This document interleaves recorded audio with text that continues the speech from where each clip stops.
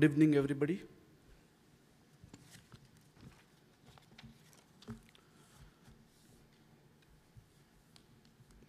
Shall we start?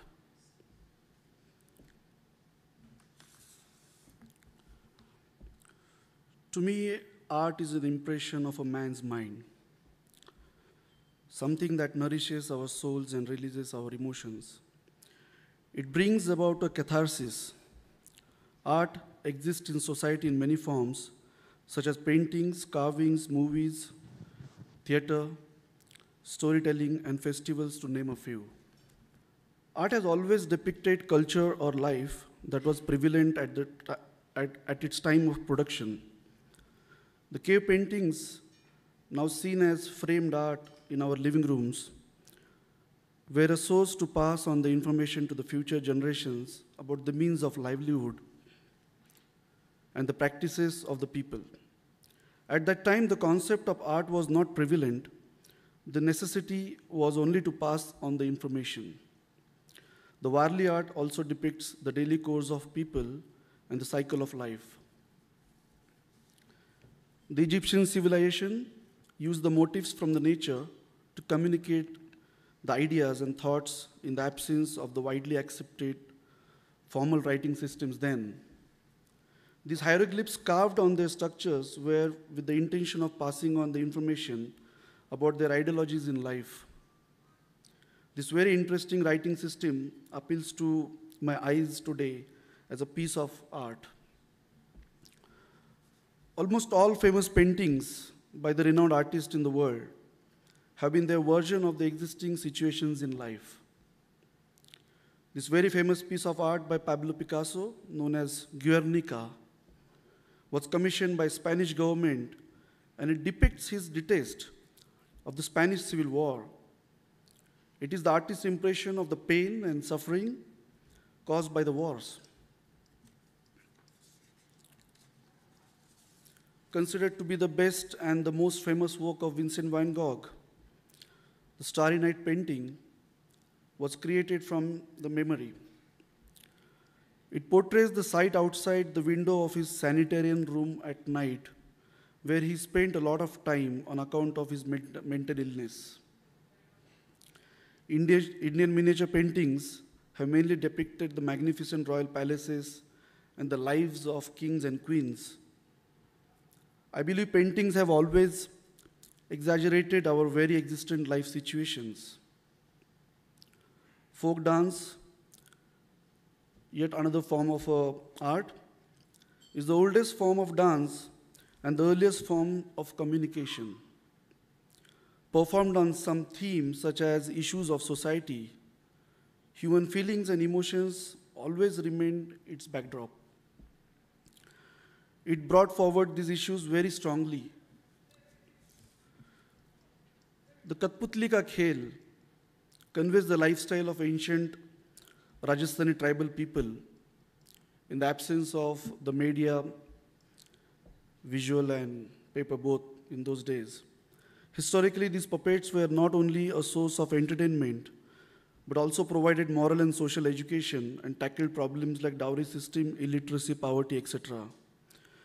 These shows made people aware of the social problems and also conveyed ways of solving them.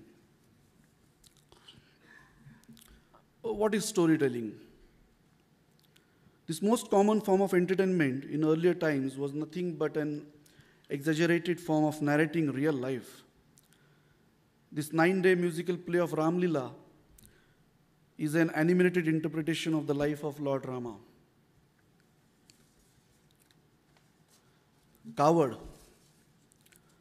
Coward is yet another form of traditional Indian storytelling.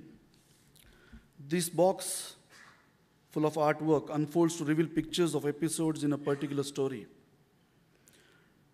Traditional Indian cowards tell stories of the gods.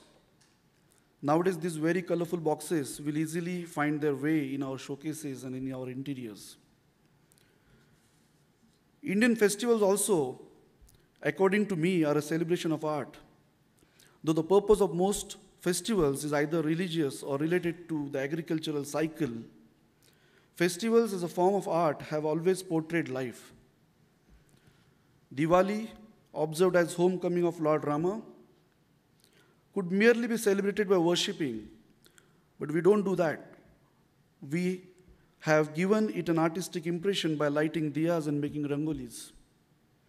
Dashera celebrates the victory of good over evil. Colorful giant statues of Ravana are erected and subsequently blown out. Holi, which we all love, the festival of colors, has religious significance in different parts of the country. This festival, celebrated as a carnival of colors, also exemplifies the destruction of inner evil. India being a predominantly agrarian society, celebrations and festivals are often linked to the turn of the season and to the sowing and reaping of the crops. Whereas Maharashtra celebrates Bail Poda by decorating and worshipping the bulls, Baisakhi is celebrated in the north by the means of colorful melas and dances. Cinema, my most favorite art form, is a mirror of society and a reflection of life. Movies have always illustrated life, sometimes literally and other times symbolically. They have inspired us, agitated us, and moved us while telling stories of various people across the globe. Or if I could put it simply, they have washed off the dust and have given us a perspective to see life differently. Now, to add a different perspective to all above, I completely abide by what Aristotle said.